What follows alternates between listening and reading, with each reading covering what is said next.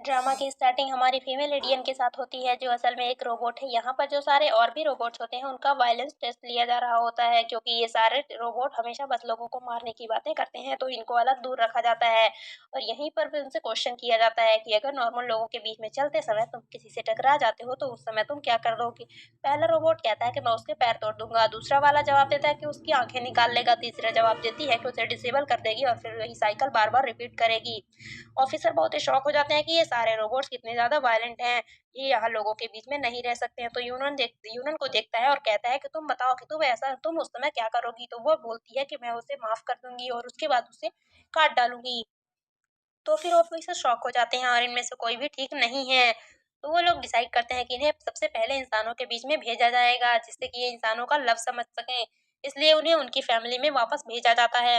हम हमारे main lead Jiang को देखते हैं, जो कि यूनन के गले में चिप लगा रहा होता है और उसे दर्द हो रहा होता है, जिससे यूनन को दर्द होता है। तो वह कहने लगती है कि मुझे लोगों के साथ रहना पसंद नहीं है, तो मुझे यहाँ क्यों लेके आए हो? मुझे सिर्फ फाइटिंग करते रहना पसंद है। तो जियांग उसे समझाने लगता है कि तुम यहाँ ह्यूमंस के बीच में रहोगी, तभी ह्यूमंस का प्यार समझ पाओगी। फिर आगे चलकर कोई एक्सीडेंट नहीं होगा। तो यूनन कहने लगते, तुमने भी तो अभी मुझे दर्द दिया ना, मैंने तुम्हें कुछ भी नहीं किया, इसलिए मैं ठीक हूँ। तो जियांग उसे समझाने लगता है कि नहीं, उसे यह टेस्ट पास करना होगा और फिर वो उसे बाहर लेकर जाता है और बताने लगता है कि देखो, ये तुम्हारी सर्वे के हिसाब से फैमिली है, जिसमें 4 ब्रदर्स हैं और एक डैड है, एक स्टेप मॉम है और एक स्टेप सिस्टर है। यन पूछती है कि मेरी मॉम नहीं है क्या? जियांग बताने लगता है कि वो तुम्हें बर्थ देते वक़्त मर गई थी। और यही वो वजह है कि जिससे तुम्हारे डैड, तुम्हारे चारों भाई तुमसे नफ़रत करते हैं। तो चलो बताओ कि तुम अच्छे से अपना टास्क कंप्लीट करोगी ना? वह बोलती है, ठीक है, अगर मुझे ऐसा टास्क मिला है तो मैं ऐसा टास्क कंप्लीट ज़रूर करूँगी। बताओ मुझे क्या करना होगा? तो फिर यूनन बताने लगता है कि वे बहुत ही सिंपल है, तुम्हें बस इतनी वो चीज़ें हासिल करनी होगी जो कि तुम्हारी हैं। अगर कोई तुम्हें परेशान करने आए तो उसे अच्छे से सबक सिखाना होगा। तो यूनन तो खुश हो जाती है और कहती है कि मैं इस टास्क को अच्छे से कंप्लीट करूँगी। यूनन जैसे ही अपने घर में एंट्री लेती है, तो उसकी स्टेप मॉम आती हैं और देखते नाटक करने लगती है, जैसे कि वो बहुत खुश हैं और बोलती है कि हमारी बेटी फाइनली घर आ गई। वो लोग बहुत बुरे थे जिन्होंने तुम्हें चुरा लिया था, लेकिन अब तुम ठीक हो, देखो हमारी फैमिली तुम्हें देखकर कितना खुश है। वो बोलती है, फैमिली? मुझे तो कोई फैमिली नजर नहीं आ रही। तब वो अपनी बेटी को आवाज देती है, उनकी बेटी वहां पर आती है और बोलती है कि ठीक है, तुम तो आ गई हो, लेकिन मेरे डैड को और मेरे भाइयों को मुझसे छीनने की कोशिश करना भी मत, और मुझे बेब बुलाना। तुम्हें बता दो कि इस घर की चहेती बेटी सिर्फ मैं हूँ और तुम्हें मेरे रूल्स के हिसाब से ही रहना पड़ेगा, और अच्छा रहेगा कि तुम डैड और भाई से दूर रहो, क्योंकि वो लोग तो तुम्हें पसंद ही नहीं करते हैं। तुम्हें अब से मेरी सारी बातें माननी पड़ेंगी और मुझे रिस्पेक्ट से मिस बेबी कहकर बुलाना होगा। तभी स्टेप मॉम यहाँ पर अपनी बेटी से कहने लगती हैं कि तुम अपनी सिस्टर से ऐसे कैसे बात कर रही हो? और वो फिर यन से कहती हैं, ये छोटी है ना, इसीलिए बड़ी सिस्टर होने के नाते ऐसे बात कर रही है, इसलिए उसे माफ कर दो। यूनन कहती है कि ठीक है। तो स्टेप मॉम के क्या सोच रही हैं? लड़की को तो मैं ज़लील कर रही हूँ। वह बोलती है कि नहीं, मन में बोलती है कि मैं इसे इज़िली हैंडल कर लूँगी, क्योंकि आगे चलकर इसे सबक सिखाऊँगी। तो यूनन वहाँ पर आती है और स्टेप सिस्टर के पैर में धक्का मार देती है। वह चिल्लाने लगती है, लेकिन वह बोलती है कि मैं कोई भी ग्रज होल्ड नहीं करती, मैं ऑन द स्पॉट बदला लेती हूँ। वे चिल्लाने लगती हैं, बस डैड और भाई को आ जाने दो, फिर मैं उन्हें तुम्हारे बारे में बताकर तुम्हें यहाँ से निकलवाती हूँ। फिर स्टेप मॉम भी कहने लग जाती है कि तुम आखिर मेरी बेटी को ऐसे मार कैसे सकती हो, चाहे उसने तुम्हें कितना भी कुछ भी बोला हो। तो यूनन कहती है कि मैंने उसे मारा कहाँ है, मैंने तो बस चेयर को पुश कर दिया है, उसका पैर बीच में आ गया, तो उसमें मेरी कोई गलती नहीं है। फिर भी गुस्से में चिल्लाने लगती है कि तुम हमारी फैमिली का हिस्सा नहीं हो, यहाँ से तुम निकल जाओ। तो यूनन कहती है कि मैं यहाँ से नहीं जाने वाली हूँ, और वो मन में सोचती है कि अब मुझे यहाँ पर भेजेंगे तो मैं अपना काम करके जाऊंगी। तभी यहाँ पर यूनन का सबसे बड़ा भाई शैन घर पर आ जाया होता है और जल्दी से वे उसे बताने लगती है कि भाई देख लो, तुम्हारी सिस्टर ने मुझे मारा है, पैर में चोट भी पहुंचा दी है। स्टेप मॉम भी यहाँ पर अपनी बेटी की साइड लेते हुए उसे प्रवोक करने लगती हैं और कहती हैं कि वैसे तो वो गांव से आई है, उसे क्या ही पता होगा, बदतमीजी होना तो आसान ही है। यूनन सोच रही होती है कि यह भी तो मुझसे नफरत करता है ना, सच में ये फैमिली के सारे लोग ही गार्बेज हैं। कोई बात नहीं, मैं इन सबसे बारी बारी करके निपट लूंगी। वे भी उसे कही जा रही होती है कि देखना भाई, अभी तुम्हें कैसे मारेंगे। तो यूनन को भी यही लगता है और वो कहती है कि तुम मुझे मारना चाहते हो। पर यहाँ पर शैन को ये उनको देखकर खुश हो जाता है कि उसकी छोटी बहन फाइनली उसे मिल गई है। वह जल्दी से उसे हग कर लेता है और उसे वेलकम होम बोलने लगता है, तो स्टेप मॉम और स्टेप सिस्टर तो शॉक हो जाते हैं। यहाँ पर शन कहता है कि तुमने बचपन से कितना सफर किया होगा, लेकिन तुम अब वापस आ गई हो ना, फिक्र मत करो, अब तुम्हारा भाई है तुम्हें प्रोटेक्ट करने के लिए। मुझे बताओ कौन तुम्हें बुली कर रहा था। यूनन तो शॉक रह जाती है कि ये क्या हो गया। फिर वो उसे कहती है कि थैंक यू ब्रदर, लेकिन मैं बिल्कुल ठीक हूँ। तो फिर वो कहने लगता है कैसी बात है? तुम यहाँ अपने रूम में जाओ और अच्छे से सेटल हो जाओ। कल ही मैं तुम्हें अच्छे से तुम्हारी चॉइस के फर्नीचर लेने जाऊँगा। तभी वे जल्दी से शन के पास आती है और कहने लगती है भाई मेरे पैर में चोट लगी है। तो वो कहता है कि चोट लगी है तो डॉक्टर के पास जाओ, मैं कोई डॉक्टर थोड़ी ना हूँ। तो यूँ यूनन के साथ चलने बोल रहा होता है। यूनन कहने लगती है कि भाई आप ऐसे बायस कैसे हो सकते हो? मैं भी तो आपकी सिस्टर हूँ। शन तो साफ मना कर देता है कि तुम मेरी सिस्टर कैसे हुई? तुम्हारे अंदर क्या मेरी मॉम का खून है? ऐसा बोलकर वो यहाँ से यूनन के साथ चला जाता है। अब यहाँ बेबी तो शॉक रह जाती है और अपनी मॉम से कहने लगती है कि आखिर भाई को क्या हो गया है? यह तो सबसे ज्यादा नफरत मुझसे करने लग गया है। स्टेप मॉम अपनी इसी बेटी को समझाने लगती है कि तुम फिक्र मत करो, तुम्हारा भाई कुछ नहीं कर रहा होगा तो क्या हुआ? तुम्हारे डैड को बोलकर इस लड़की को यहाँ से निकलवा देंगे। दूसरी तरफ यहाँ पर शैन गयन को उसका रूम दिखाने के लिए जाता है और कहने लगता है कि ये रूम सबसे अच्छा है, यहाँ पर सनलाइट भी आती है और मेरा रूम बाजू वाला ही है, तो तुम्हें कब भी जरूरत हो तुम मुझे बताना। वह उसे थैंक यू करती है और पूछती है कि वो आखिर उसके लिए इतना सब कुछ क्यों कर रहा है? तुम तो मुझे नफरत करते हो ना? तो वो कहने लगता है कि तुम मेरी सिस्टर हो, मैं तुमसे नफरत कैसे कर सकता हूँ? यूनन कहती है कि अच्छा तो बचपन में मुझे उन चोरों के हवाले किसने किया था? तो बताता है कि वो मेरी गलती की वजह से हुआ था। तो क्या तुम ब्रदर्स को माफ नहीं करोगी क्या? उससे इतनी बड़ी गलती हो गई है। यह याद रख करने लगती है कि जियांग ने उसके भाई का भी इंफॉर्मेशन दिया था और बताया था कि इसका जो सबसे बड़ा वाला भाई शेन है वह बहुत आईक्यू लेवल उसका बहुत तेज है और बहुत चालाक है, वह उसकी बातों में ऐसे ना आए।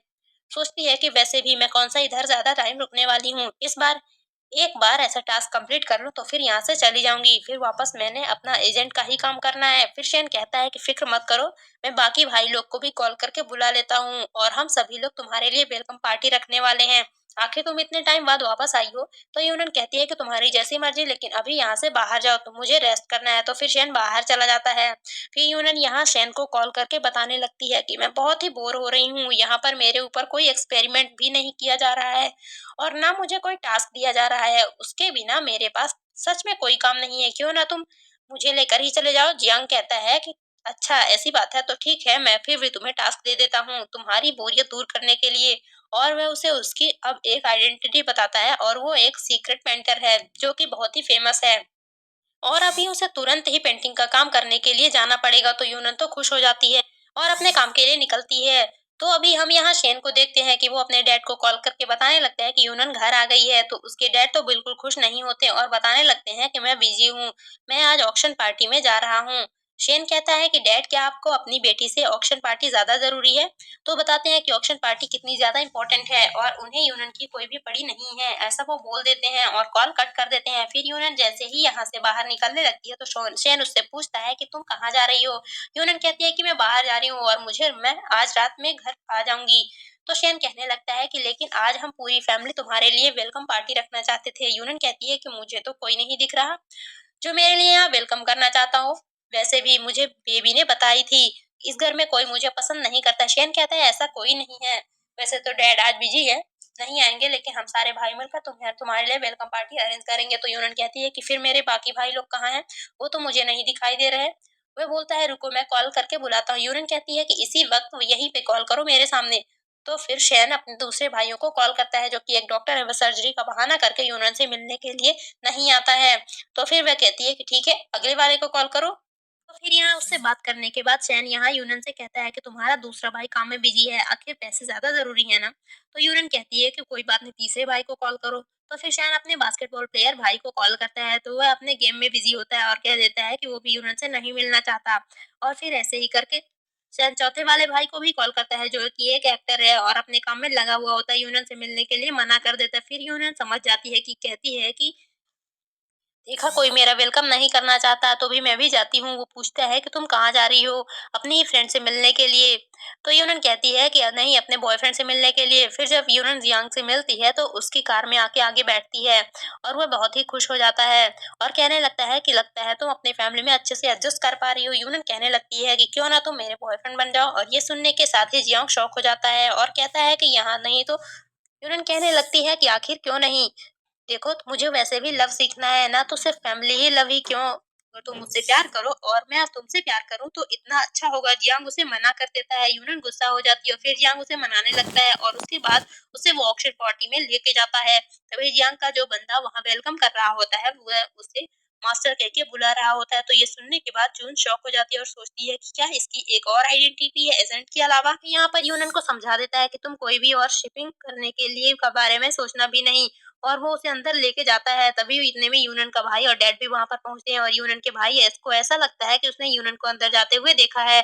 उसके डैड यहाँ पर समझा रहे होते हैं कि वो यहाँ पर क्या करेगी, वो तो एक विलेज गर्ल है, उसे यहाँ पर रानी नहीं मिलेगा। कहते हैं कि यूनन जंग के साथ बैठती है और वो मजे में अपनी कैंडी खा रही होती है।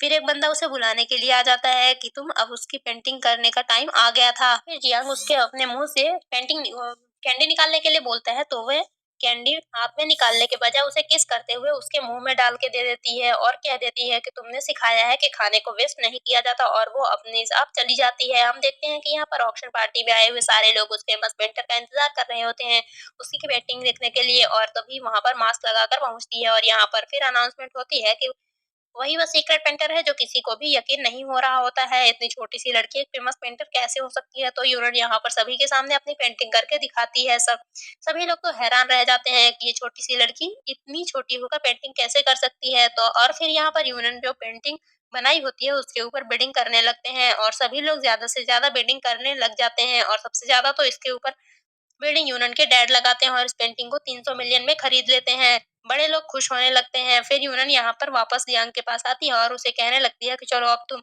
बताओ कि तुम्हारी कौन सी सीक्रेट आइडेंटिटी है। वो उसे ऐसे हक करके पूछ रही होती है कि यहाँ पर जियांग भी सोचने में पड़ जाता है कि इसे कुछ भी नहीं पता। मेन और वीमेन डिफरेंट होते हैं और उन्हें ऐसे नजदीक नहीं आना चाहिए। जियांग यहाँ पर यूनन को अपने बारे में नहीं बता रहा होता है। वो तो गुस्सा होने लग जाती है कि तुम अपनी आइडेंटिटी मुझसे छुपाने चाह रहे हो।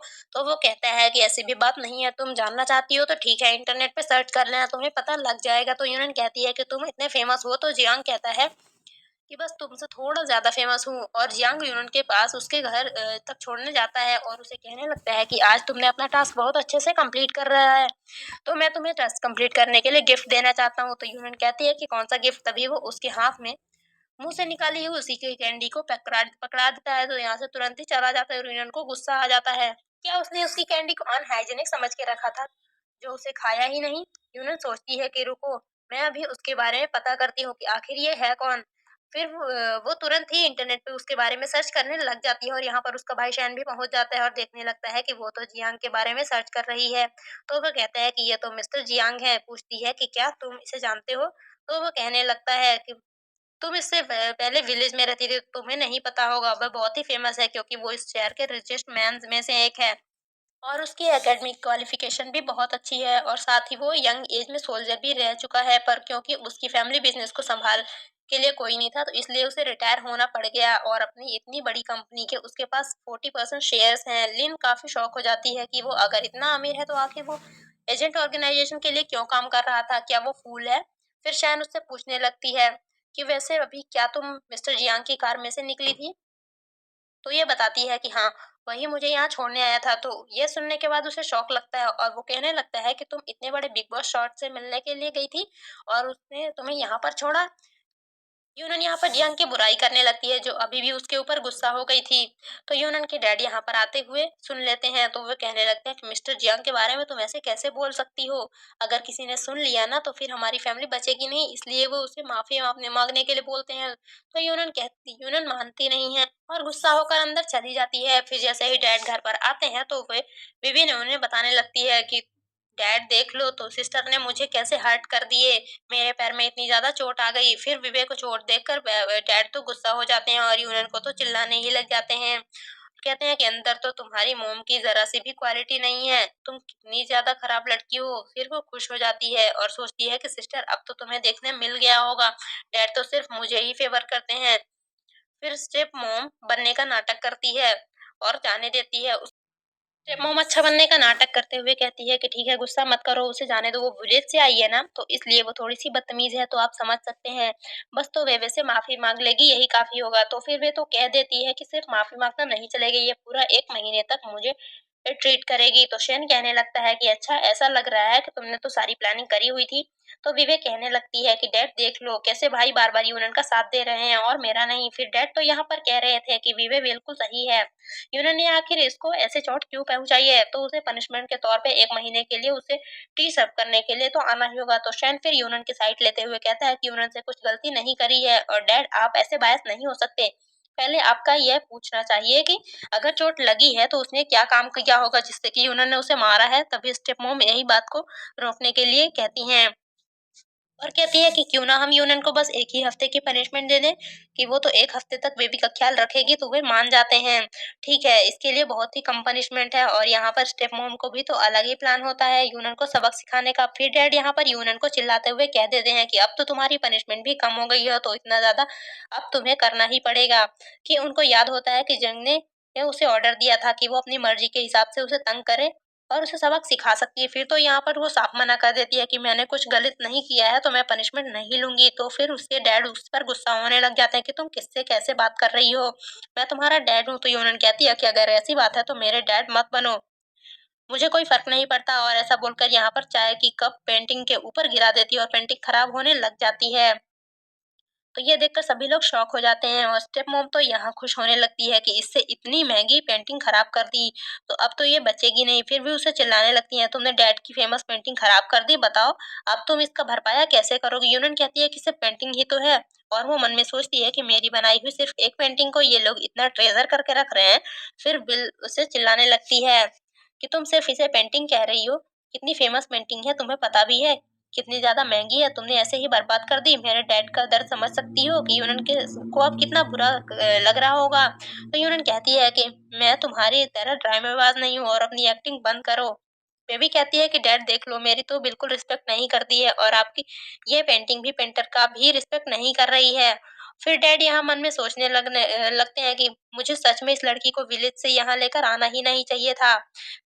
ये यहाँ पे सिर्फ रहने के लायक ही नहीं है, इसके अंदर बिल्कुल भी रिस्पेक्ट नाम की चीज़ नहीं है। तभी यूनन कहती है कि आप ऐसे रो मत, आपको अगर ऐसा रोना आ रहा है तो मैं आपके लिए एक नई पेंटिंग बना के दे सकती हूँ। तो वो कहते हैं कि तुम बनाओगी? वो कहती है कि क्या तुम इस लायक हो, तुम इतनी अच्छी पेंटिंग बना सको? और यहाँ पर विवे भी उसका मज़ाक उड़ा रही होती है। तो फिर शेन कहता है कि अभी तो तुम लोगों ने अपनी ड्राइंग ड्राइंग देखी भी नहीं है, तो आप ऐसा बोल कैसे रहे हो? तो फिर डैड चिढ़ने कहने लगते हैं कि विवे तो तुम्हारी सिस्टर है ना, तो आखिर तुम सिर्फ यूनन के लिए बायस क्यों हो सकते हो? यूनन से सुनने के लिए बाद में सोचती है कि यानी एक ओल्ड मैन के कहने का मतलब है कि मेरा जो ये भाई है वो मेरे लिए पार्शियल है। मुझे तो यह चीज़ ही बहुत ही फ़नी लग रही है। शेन कहने लगता है कि सिस्टर तुम फ़िक्र मत करो, मुझे तुम पर पूरा यकीन है। तुमसे ही मैं ऐसी पेंटिंग बना सकती हूँ। सुन्नी यूनन कहीं न कहीं समझ जाती है कि लगता है इसे पता लग गया है कि मैं ही वो फ़ेमस पेंटर हूँ और यहाँ पर शेन मन में सोच रहा होता है कि ऑफ़ कोर्स मुझे पता है कि तुम वो फ़ेमस पेंटर हो। पर यूनन के डैड उसके स्टेप सिस्टर को तो बिल्कुल ही यकीन नहीं हो रहा होता है और वह लोग उसका मज़ाक उड़ा रहे होते हैं।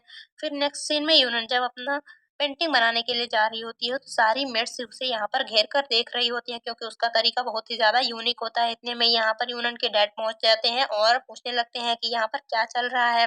तो वो लोग बता देते हैं कि मिस यूनियन यहाँ पर पेंटिंग बना रही है। डैड को बिल्कुल यकीन नहीं होता कि वो अच्छी पेंटिंग बना सकती है और वो कहने लगते हैं कि इसे तो वापस ही विलेज पे भेज देना चाहिए। तो फिर शैन यहाँ पर यूनियन की साइड लेते हुए कहने लगता है कि क्या आपको थोड़ा-सा भी यकीन नहीं है अपनी बेटी के ऊपर? वह उन्हें इंसिस्ट करने लगता है कि आप चलिए वहाँ पर खड़े होकर पूरी पेंटिंग देखिए। फिर यूनियन की जब यहाँ पेंटिंग कंप्लीट हो रही होती है तो सारे मेट्स और सारे लोग शॉक हो जाते हैं और उसने सच में कितनी अच्छी पेंटिंग बनाई है।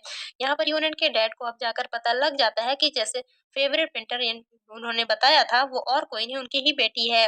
यहाँ पर शेन मन में भी सोच रहा होता है कि डैड को अब कितना शॉक लग रहा होगा, जिससे बेटी से वो नफरत करते हैं वही उनकी फेमस फेवरेट पेंटर है। इतने में यहाँ पर स्टेप मॉम और उसकी स्टेप बेटी आई होती हैं और वह लोग यहाँ पर पूछने लगती है कि यहाँ पर क्या चल रहा है? तो मिस बताती हैं कि मिस यूनियन यहाँ पर पेंटिंग कर रही हैं। फिर भी वे ऐसी ही पेंटिंग को बताती हैं। वे शॉक रह जाती हैं और कहने लगती हैं कि ऐसा हो ही नहीं सकता है, वे इतनी अच्छी पेंटिंग कैसे बना सकती है? ये तो सारी मेट्स बताने लगती हैं कि तुम लोगों ने अपनी आँखों से पेंटिंग करते हुए देखा है? वो बोलती हैं हाँ। और कहती है कि ज़रूर इसने चीट कर रही होगी। बनाई हुई पेंटिंग उसकी है ही नहीं और सोचती है कि नहीं मैं डैड को देखने ही नहीं दूँगी और अगर उन्हें पता लग गया कि ये इतनी अच्छी पेंटिंग बना सकती है तो वो मुझे पसंद नहीं करेंगी, नज़रों के सामने भी नहीं रखेंगे। पर तभी यह देखकर शॉक हो जाती है कि डैड तो पहले से ही उसकी पेंटिंग को देखकर खुश हो रहे होते हैं और यहाँ पर डैड सोच रहे होते हैं कि यह पेंटिंग तो सच में कल वाली पेंटिंग से कई गुना ज़्यादा अच्छी है। इस लड़की ने मुझसे कोई झूठ नहीं बोला था। वे तो गुस्सा हो जाती है, अब तो ये डैड के फ़ेवर में मुझे लेकर चली जाएगी और मेरा क्या होगा? फिर वे जल्दी से यूनन की पेंटिंग खराब करने के लिए उसके पास पहुँच जाती है, उसकी बुराई करने लगती है और यह पेंटिंग ज़रूर उसने नहीं बनाई है और इसलिए वह उसे खराब करने वाली है। तभी यूनन जल्दी से इसे स्ट्रिक से नीचे गिरा देती है और वो कहती है कि रोने का नाटक मत करो। यहाँ पर स्टेप मॉम भी अपनी बेटी का साथ दे रही होती है, तो यूनन को भी बुरा लगता है। तो ये कितने ड्रामे कर रही है। तभी इतने में ये उसके डैड आकर उससे अपनी सिस्टर को सॉरी बोलने के लिए बोलते हैं, तो यूनन शॉक होकर बोलती है, इसने मेरी पेंटिंग खराब करने की कोशिश करी और आप मुझे माफी मांगने मांगने के लिए बोल रहे हैं। क्या आपने इसकी हरकतें देखी नहीं? कैसे ये मेरी पेंटिंग खराब करना चाहती थी? तो वेब कहने लगती है कि मैंने ऐसा कोई काम नहीं किया है, मैंने तो बस पैर फिसल गया था। तो फिर से वह रोने का नाटक करने लगती है। उन्होंने कहती है कि चुप हो जाओ, तुम्हारे रोने की आवाज़ सुनकर मैं परेशान हो गई हूँ। तो वह चिल्लाने लगती है कि यहाँ मैं पेन में हूँ और तुम ऐसे कह रही हो। तो शेन कहता है कि तुम्हारी आवाज़ तो कितना ज़ोर से निकल रही है, लगता है तुम्हें कोई दर्द नहीं हो रहा है, तुम बहुत नाटक कर रही हो। तभी बीच में यहाँ पर डैड चिल्लाने लगते हैं, बस बहुत हो गया। और वही उनसे कहते हैं कि तुम्हारी सिस्टर ने तुम्हारी पेंटिंग इंटेंशनली खराब करने की कोशिश कर रही हो और या फिर अनइंटेंशनली, लेकिन तुम उसे मार नहीं सकती हो, तुम गलत कर रही हो तो अपनी गलती के लिए तुम्हें माफ़ी माँगना ही पड़ेगा। वे तो खुश हो जाती हैं, अच्छा है डैड तो मेरी साइड पर हैं। वे तो कह देती हैं कि सिस्टर अगर अभी तुम्हें मुझसे माफ़ी माँगना है तो तुम्हें पहले नील डाउन करना पड़ेगा और उससे उस समय माफ़ी माँगना होगा। फिर यूनन गुस्सा होने लग जाती है और कहती है कि इन लोगों की फैमिली अफेक्शन बिल्कुल अच्छा नहीं लग रहा है। अभी ये मिशन कंप्लीट भी नहीं हुआ है और इन लोगों ने मुझे ऐसे ही बहुत ही तंग कर दिया है। वो बहुत ही फ्रस्ट्रेट होकर डिसाइड करती है कि मैं यहाँ इसका किसी का वेट नहीं करूँगी। और फिर यूनन उसके डैड उसे कुछ बोलने जा रहे होते हैं तो वह कहने लगती है कि मुझे पता है गलती मेरी है ना, और अगर मेरी गलती नहीं भी हो तो भी आप लोग तो मेरी बात मानेंगे नहीं ना, क्योंकि मुझे पसंद जो नहीं करते। अब यहाँ पे मुझे रहना ही नहीं है, तो वहाँ गुड बाय बोलकर चली जाती है। फिर यहाँ पर शेन अपने डैड से कहने लगता है कि डैड अब यहाँ पे आप खुश हो गए सिस्टर को यहाँ से भेजकर? तो वे कहते हैं कि अपनी मर्जी से गई है और अच्छी बात है चली गई। तो शेन कहता है कि ठीक है फिर डैड आप खुश रहो और वो भी यहाँ से चला जाता है। तो वे भी कहने लगती है कि डैड कहीं आप तो मुझे ब्लेम नहीं कर रहे हैं, भाई तो मेरी साइड नहीं ले रहा है, तो बस उसके लिए इतने बायस्ड हैं। तो उसे भी चिल्लाने लगते हैं कि तुमने आखिर उसकी पेंटिंग खराब करने की कोशिश क्यों करी थी? तो ये कहते ही कि डैड आप क्या बोल रहे हैं? तो फिर उसके डैड उसे चिल्लाकर कहते हैं कि मैं कोई ब्लाइंड नहीं हूँ। फिर स्टेप मॉम तुरंत ही अपनी बेटी को समझाने लगती हैं कि तुम अपनी गलती मान लो, क्योंकि अभी तुम्हारे डैड ने अपनी साइड ले लिया है। फिर तभी यहाँ डैड डिसाइड करते हैं कि और वो बेबी से कहते हैं कि चलो ठीक है, अब जब तुम्हारी सिस्टर वापस आ जाएगी तो तुम उससे अपनी गलती से माफ़ी माँग लेना। तो ये शॉक हो जाती है कि वह क्या वापस आने वाली है? ह्यूमन सोचती है कि मैंने जो फिर इतनी मेहनत की उसका क्या? अब ये सब कुछ काम नहीं आ रहा है। कि डैड कहते हैं कि तुम्हारा भाई कोई ना कोई रास्ता निकाल ही लेगा और यूनन को घर लेके आ जाएगा। तो अब बस तुम वेट करो उससे माफ़ी माँगने के लिए, ऐसा बोल के वो वहाँ से चले जाते हैं। दूसरी ओर हम देखते हैं कि जियांग यहाँ पर अपनी कंपनी की मीटिंग में होता है और तभी उसका असिस्टेंट आकर बताता है कि बॉस मिस यूनियन आपसे मिलने आई हैं। तो फिर जियांग अपनी मीटिंग यहीं पर छोड़कर तुरंत ही यहाँ से निकल लेता है और फिर से इसे देखते ही बहुत ही यूनन गुस्सा होने लगती है और कहती है कि मैं तुम्हारी लाइफ ले लूँगी। और तभी यहाँ पर जब उसे एक हाथ से रोक लेता है तो वह कहती है तुम्हें मार डालूँगी। और हम देखते हैं कि सभी एम्प्लॉई इन्हें देख रहे होते हैं और वो सोचने लगते हैं कि आखिर ये ब्यूटीफुल लड़की है कौन? यह और यहाँ ये लोग बातें करने लगते हैं। मिस्टर जियांग तो आज तक किसी भी लड़की को अपने नज़दीक नहीं आने देते, तो आखिर ये लड़की है कौन जिससे वो इतना बातें कर रहे हैं? लास्ट टाइम इनकी जो सेक्रेटरी थी उसने नज़दीक आने की कोशिश की थी, बॉस ने तुरंत ही उसे फायर कर दिया था। अब यहाँ यूनन बिल्कुल नहीं मार रही होती है, तो जियांग उसे उठा के अपने ऑफिस में लेके जाने लगते हैं और ये लोग तो देखकर शॉक हो जाते हैं कि बॉस हमने कभी ऐसे बिहेव करते हुए नहीं देखा। फिर असिस्टेंट यहाँ पर सभी को गुस्से में देखता है और अपने काम पे जाने के लिए बोलता है। दूसरी ओर हम देखते हैं कि जियांग यहाँ यूनन को अपने ऑफिस में ले जाने के बाद उससे कहने लगता है कि अपना गुस्सा शांत करो, क्या तुम्हें भूख लगी है? चलो हम लोग खाने पे चलते हैं। यूनन कहती है कि मैं अभी कुछ नहीं खाना पीना चाहती हूँ, मुझे अब यहाँ से वापस जाना है। तो मैं तुम्हें दो ऑप्शन दे रही हूँ कि या तो तुम मेरा बॉयफ्रेंड बनो और मुझे यहाँ से लेके चलो, मैं इन सारे लोगों के बीच में अब नहीं रह सकती हूँ, मुझे वापस से पुरानी ज़िंदगी में जाना है, जहाँ बिल्कुल अँधेरा रहता है। जियान कहने लगता है कि हमारे एजेंट तो बहुत ज़्यादा गुस्सा होंगे। यूनन कह देती है, हाँ, मैं कह रही हूँ ना, अब तुम मुझे 2 ऑप्शन है, तुम एक ऑप्शन को चूज़ करो। तो तुम बताओ तुम क्या चुन रहे हो? तो जियांग मान जाता है और कहता है कि ठीक है, तुम्हारी हेल्प करना चाहता हूँ। तुम चाहती हो ना यहाँ से जाना? चीफ को कॉल करो और बोलो कि तुम यहाँ से जाना चाहती हो। तो ये कहती है कि क्या इतना आसान नहीं है? नहीं तो तुम अपनी इतनी ईज़िली कैसे मान गए? शेन कहने लगता है जल्दी कॉल करो और वो नंबर काउंट करने लगता है। तो फिर यूनन कॉल करने लग जाती है, तो चीफ को मनाने लगती है, मुझे वापस आना है। वहाँ पर आने के बाद आप मुझे कोई दूसरा टास्क दे देना, सारे टास्क करने के लिए तैयार हूँ। लेकिन यह उससे नहीं होगा तो शिव मना कर देता है और कहता है कि नहीं, वहीं पर रहकर अपना मिशन पूरा करना होगा, और वो कॉल कट कर देता है। फिर यूनियन बहुत ही ज़्यादा गुस्सा हो जाती है और ये जिंग को मारने लगती है कि तुमने मुझे फूल बनाया। तो वो कहता है अच्छा ठीक है, गुस्सा शांत करो और वापस से कॉल लगाओ, शायद एक बार और कहने पर वो बात मान जाए। दूसरी बार कॉल करने पर वो सिर्फ और भी ज़्यादा गुस्सा हो जाता है और उसे ब्लॉक ही कर देता है, और यूनन यहाँ पर अब गुस्सा हो जाती है और जियांग से कहने लगती है कि तुम्हें पता है, मैं ऐसे ही उन लोगों से ये कहकर आई हूँ कि वह वापस नहीं आने वाली है, और तुम मुझे अब वापस वहाँ पर भेजोगी, सोचो मैं कितनी एम्बेरस होंगी। जियांग यहाँ पर यूनन को गुस्सा शांत करवाने के लिए उसे एक आइडिया देता है कि वो अपनी फैमिली की कंपनी को सबक सिखा सकती है। तो फिर वह तुरंत ही उनकी कंपनी का डाटा हैक करने लग जाती है और उन लोगों को लॉस करवा देती है। दूसरी तरफ यूनन का भाई अपने हैकर को बुलाता है, फिर भी वह सॉल्व नहीं कर पाते हैं। तो यह पर यहाँ पर समझ जाता है कि इन सब के पीछे भी यूनन का हाथ है। वह सोचता है कि इतने सालों वो कितनी बड़ी एक्सपर्ट बन चुकी है, और यह तुरंत ही यूनन को कॉल करके कहने लगता है कि तुम फिर से गुस्सा हो गई। तो उससे डायरेक्टली पूछ लेता है कि तुमने भी अपने भाई का सर्वर हैक किया था और तुमने मुझे पूरे 50 मिलियन खा गई हो, क्या तुम उसे वापस भरपाई कर सकती हो 50 मिलियन? तो फिर वो यूनन 50 मिलियन यहाँ जियांग से मांगने लगती है और जियांग कहता है कि मैंने मनी कहाँ बनाई है, मनी मेकर तो तुम हो ना, तुम मुझसे कैसे मांग रही हो? तो जियांग की आवाज सुनकर यूनन का भाई उससे पूछता है कि क्या तुम अपने बॉयफ्रेंड के साथ हो? तो यूनन कहती है कि आखिर मैं आपको क्यों एक्सप्लेन करूं? तो फिर उसका भाई कहने लग जाता है कि आखिर तुमने कोई यंग लड़की रही हो, और कैसे तुम ऐसे बॉयफ्रेंड के ऊपर पैसे उड़ा रही हो, कैसा इंसान है वो, और तुम यहाँ पर, मैं तुम्हारा ख्याल रखूंगा। तो यूनन कहती है कि वो तुम मुझसे बड़ा है, तो फिर उसका ख्याल, ये सुनकर उसका भाई और भी गुस्सा होने लग जाता है कि कोई ओल्ड मैन है जो कि यहाँ पर फ्री में तुम्हारे पैसे लेकर खा रहा है। यूनन मना कर देती है कि अभी मैं कोई एक्सप्लेन करने के मूड में नहीं हूँ और मैं खुद घर आ जाऊंगी। तो फिर वो कहने लग जाता है कि मैं तुम्हें खुद ही पिक कर लूंगा, उस ओल्ड मैन को बता दो कि यहाँ। यूनन मना कर देती है, मेरे बॉयफ्रेंड मुझे छोड़ने आ जाएगा। वो कॉल रख देती है। जब यूनन अपने भाई के साथ घर पहुंचती है तो उसे देखकर बेबी कहती है कि तुम तो घर नहीं आने वाली थी। यूनन कहती है कि मैं कोई यहाँ पर शौक नहीं हूँ। फिर यहाँ पर डैड विवेक से गुस्सा होने लग जाते हैं और उसे सॉरी बोलने के लिए बोलते हैं। तो यूनन को ये सुनने के बाद शौक लगता है कि तुमने सॉरी कहने के लिए कहा है। तो फिर उसका भाई बताता है कि जरूर डैड ने उससे सॉरी बोलने के लिए बोला होगा। यूनन कहती है कि ऐसा कैसे हो सकता है, वो तुमसे इतना हेट करते हैं, वो ऐसा बोल ही नहीं सकते हैं। इस यूरन का भाई उससे कहता है कि अभी तुम डैड से बात करेंगे तो अच्छे से बात करना। वह बोलते फिक्र मत करो, मैं उनसे अच्छे से फाइट करने वाली हूँ। तो यूरन के डैड उसके सामने आकर उससे पूछने लगते हैं कि तुम सच में वो फेमस पेंटर हो? तो यह सुनने के साथ ही बेबी कहने लग जाती है कि डैड आखिर ये तो वो पेंटर कैसे हो सकती है, यह तो बस एक मामूली से विलेज गर्ल है।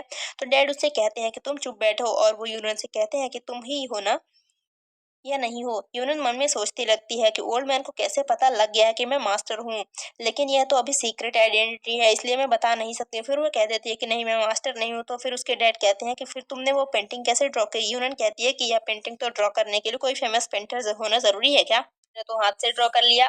फिर वो कहती है कि मेरे तुम्हारे कहने का मतलब ये है कि तुम्हारे पास हाथ नहीं है? तो यूनन कहती है कि जरूर, फिर तुम्हारे हाथ कोई काम के नहीं होंगे। ये सुनने के बाद से फिर से वो रोने लग जाती है और वो कहती है कि इस घर में तो मेरी कोई जगह ही नहीं है। फिर यहाँ पर क्या क्या बोला जा रहा है? तो फिर डैड यूनन से कहते हैं कि तुम अपनी सिस्टर को कैसे बुली करती हो? यूनन कहती है कि अच्छा, आपको दिख रहा है कि मैं इसे बुली कर रही हूँ, और ये नहीं दिख रहा कि ये कितनी वीक और हेल्पलेस हूँ? तो उसके डैड तो हंसने लग जाते हैं कि तुम अपने आप को हेल्पलेस कह रही हो। फिर वो कहती है कि चलो अच्छा, बस इस बात का आर्ग्यूमेंट खत्म करते हैं, और मैं अब उन दोनों के साथ ही बता देती हूँ, तुम दोनों कल से साथ में ही यूनिवर्सिटी जाओगे। ये सुनने के बाद दोनों ही शॉक हो जाते हैं। यूनन तो मन में सोच रही होती है कि मैं इतनी टैलेंटेड हूँ और मैं अभी भी पढ़ाई करनी पड़ेगी मुझे। तभी यहाँ पर डैड उसे समझा देते हैं कि तुम्हारी सिस्टर अभी भी न्यू न्यू है, इसे कोई भी जगह पता नहीं है, इसलिए तुम इसे साथ में लेके जाओगी और इसे ये सब चीजें सिखाओगी ताकि ये फिर तुम्हारी अपनी फैमिली को एम्बेरस ना करे। यूनन को भी वो अच्छे से बिहेव करने के लिए बोल देते हैं। यूनन सोचती है कि सच में ये ओल्ड मैन तो मेरे पीछे ही पड़ गया है। बेबी को तो गुस्सा ही आ रहा होता है, इसको तो मेरे हवाले कर दिया गया है, इसका ध्यान तो मैं अच्छे से रखूंगी तो ठीक है, अब इसे अच्छे से सबक सिखाऊंगी। फिर नेक्स्ट डे हम देखते हैं कि यूनन को यहाँ पर क्लास टीचर लेकर आती है और सभी के सामने इंट्रोड्यूस करने लग जाती है कि वो यहाँ पर न्यू स्टूडेंट है। विवेक क्लास में बैठी होती है और वो सोच रही होती है कि घर पे तो वो भाई पार्शल हो रहे थे, लेकिन अब ये मेरी जगह, ये मैं तो सिर्फ मेरी ही चलेगी। फिर क्लास के सारे स्टूडेंट यहाँ पर यूनियन के अगेंस्ट हो जाते हैं और कहने लगते हैं कि वो लोग ऐसी बीच में कोई लड़की आई है, लड़की को एक्सपेक्ट नहीं करने वाले, ये अगर बैक डोर से आई है तो हम अपनी एबिलिटीज़ के दम पे आए हैं, ये ऐसे नहीं आ सकती है। तो वो यहाँ कैसे आ गई? टीचर सभी को चुप कराने के लिए बोलते हैं और मन में सोचती है कि प्रिंसिपल ने मुझे खुद इससे इंट्रोड्यूस करवाया है और बताया है कि इसका स्पेशल ध्यान रखना है, मैं इनसे पंगा नहीं ले सकती हूँ। फिर वो यूनियन से कह देती है कि तुम सभी को खुद ही एक्सप्लेन कर दो ना कि तुम हो कौन और स्कूल में कैसे आई हो। तो वह कहती है कि यह बात तो सही है, मैं तो कभी स्कूल गई ही नहीं।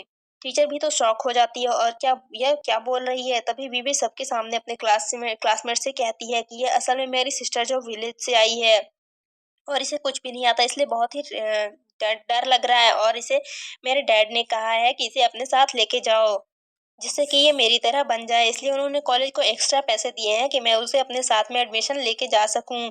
तो प्लीज़ आप लोग मेरी सिस्टर को यहाँ पर एडजस्ट कर लेने दो। तो सभी लोग विवेक को ये ड्रामा देखने के बाद सोचने लगते हैं कि वो कितनी ज़्यादा अच्छी है, अपनी सिस्टर को कैसे डिसाइड कर रही है, लेकिन ये लड़की इससे सिस्टर बनने के लायक नहीं है। तभी उन्होंने यहाँ पर विवेक से कहती है कि तुम पहले खुद ही मेरे बारे में र्यूमर फैला रही हो और फिर बोलती हो कि मुझे पढ़ना लिखना है और ये मेरा ध्यान रखें, अच्छी बनने का नाटक कर रही हो। सच में तुम कितना ड्रामा कर लेती हो। तो फिर यहाँ यूनन की बातें सुनने के बाद कुछ लड़कियों को यकीन आ जाता है कि बिल्कुल सही कह रही हो, ये बेबी कितनी चालाक है। फिर बेबी तो अपनी बुराई सुनने के बाद रोने का नाटक करने लग जाती है और फिर टीचर यूनन को बैठने के लिए कहते हैं। यूनन जब यहाँ बेबी के पीछे आकर बैठती है तो आवाज देती है। बेबी ऐसे ही पीछे मुड़कर देखने लगती है। यूनन उसे कहती है कि तुम तो रो रही थी लेकिन तुम्हारे आंसू बंद हो गए। तो लड़कियां ये सुनकर शॉक हो जाती हैं और कहती है हाँ ये तो बहुत झूठी है, अभी तो रोने का नाटक कर रही थी। फिर क्लास के बाद तो गुस्सा आ रहा होता है और तभी इतने में उनके पास उसका एक फ्रेंड आ जाता है जो कि उसको लाइक करता है। वो उसे कहने लगता है कि तुम्हें क्या हुआ, तुम अपसेट हो? तो बेबी यूनन को देखने के लिए कहती है और कहती है कि हाँ ये मुझे बहुत परेशान कर रही है। तो वो बोलता है फिक्र मत करो, कोई तुम्हें परेशान नहीं करेगा, जो भी परेशान करेगा मैं उसे छोड़ूंगा नहीं। और वो उसका हाथ पकड़ते हुए कहने लगता है कि क्या तुम मेरे अंकल के बारे में नहीं जानना चाहती हो? तो वो बहुत खुश हो जाती है और कहने लगती है कि प्लीज जल्दी बताओ। तो मैं फिर ये बताने लग जाती है कि अभी जो नेक्स्ट वीक हम लोग ट्रेनिंग करने वाले हैं उसमें मेरे अंकल ही हैं जो इंस्पेक्टर बनकर इस ट्रेनिंग में आने वाले हैं। तो फिर ये सारे बातें सोचकर वह खुश हो जाती है। क्या सच में वो आ रहे हैं? ये तो क्या वो यहाँ पर रुकने वाले हैं और तुम मुझे उनसे क्या मिलाओगे, इंट्रोड्यूस कराओगे? तो फिर लड़का कहने लगता है कि मेरे अंकल कोई छोटी लड़की में इंटरेस्टेड नहीं है, तो यह सब करके कोई फायदा नहीं है।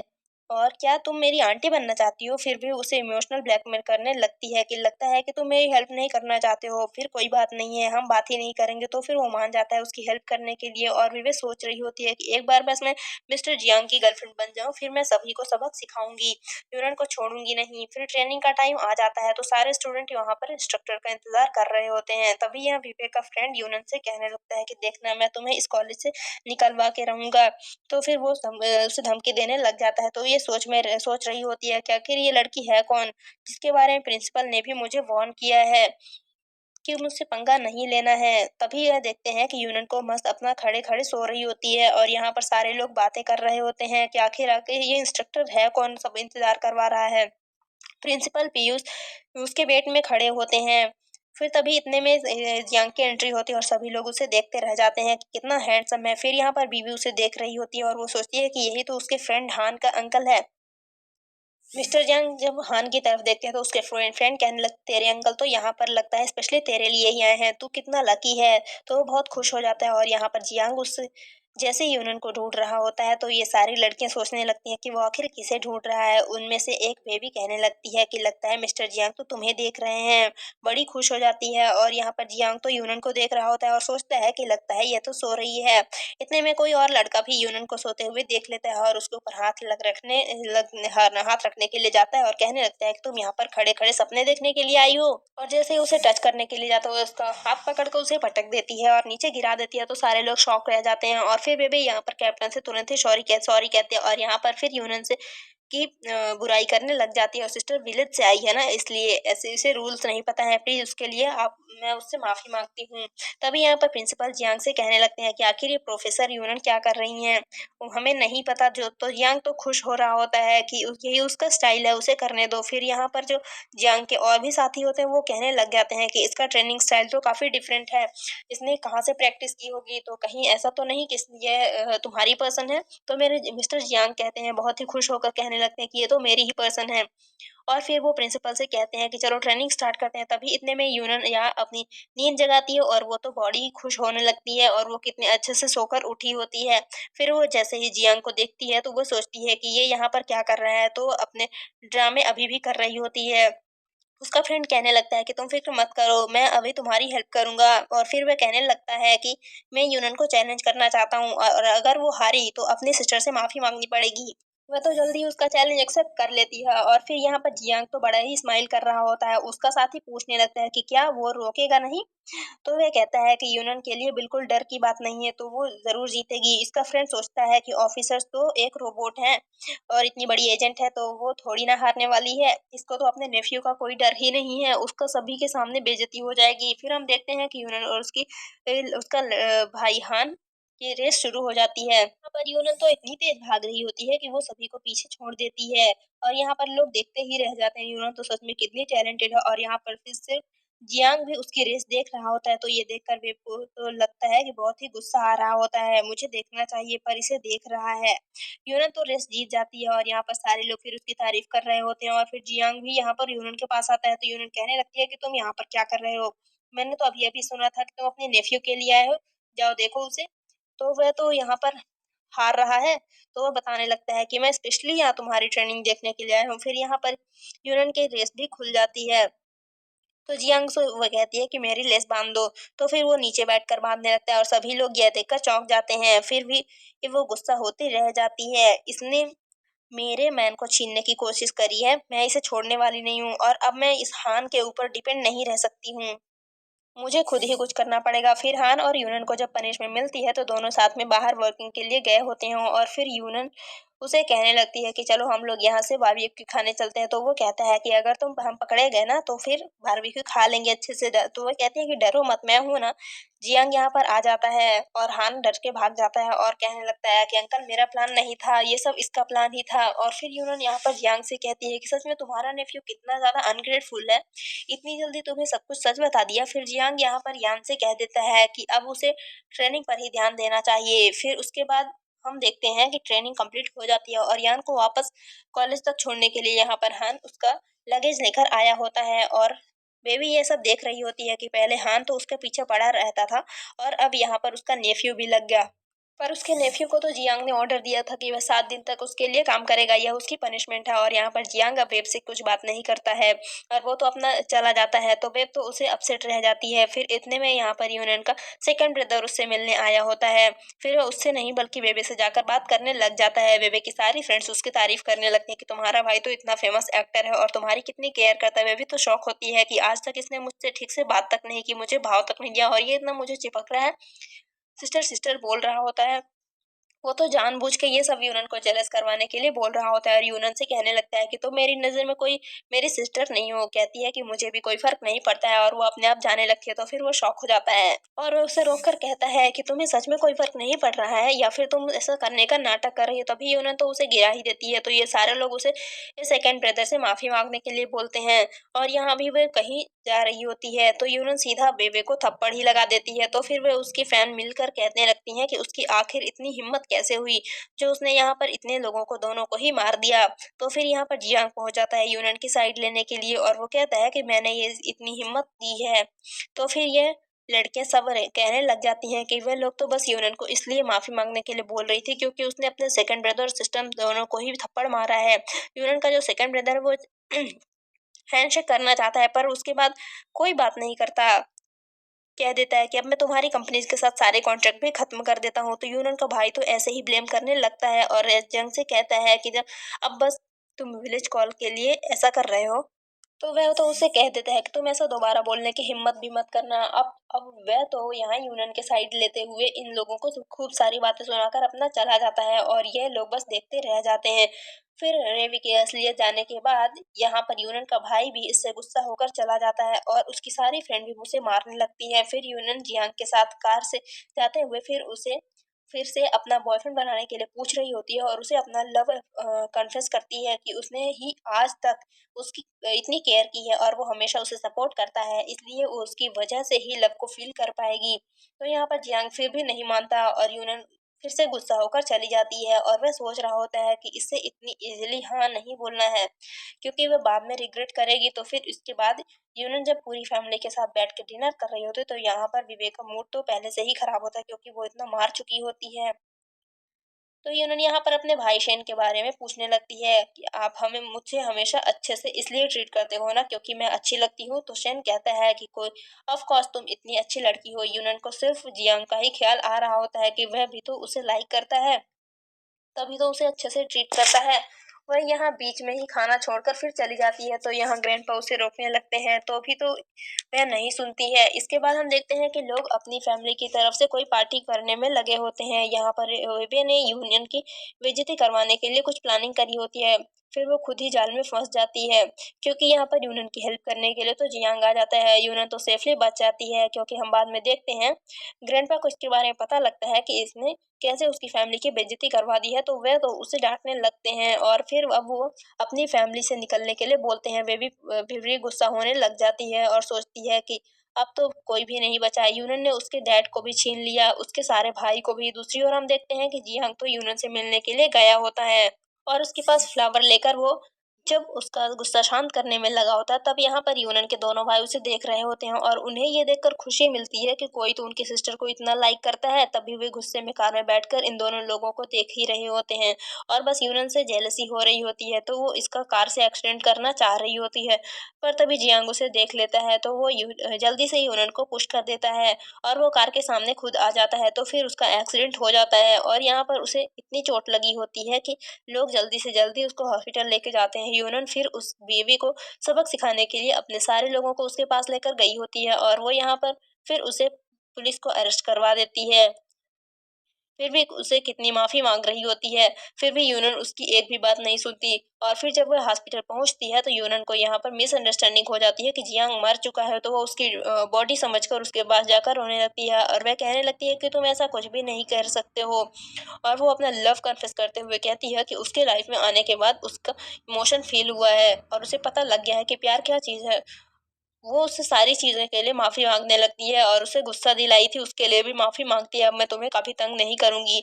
तभी हम देखते हैं कि जियांग तो साइड में खड़ा होकर यूनन की सारी बातें ही सुन रहा होता है और फिर वह यूनन के सामने आ जाता है और वो उसे देखकर खुश हो जाती है। जियांग पूछता है कि तुम जो अभी-अभी बोल रही थी, क्या वो सच था? तो फिर वो उसे मारने लगती है कि दोनों ही फिर स्माइल करने लगते हैं। फिर यहाँ पर यूनन के दोनों भाई इन लोगों को देख रहे होते हैं और वो अब इन दोनों को सपोर्ट कर रहे होते हैं। फिर फाइनली यूनन की जियांग की शादी करने वाला दिन आ जाता है। दोनों ही अपनी वेडिंग के लिए बहुत ही हैप्पी होते हैं। इसी के साथ ही इस ड्रामा की एंडिंग हो जाती है।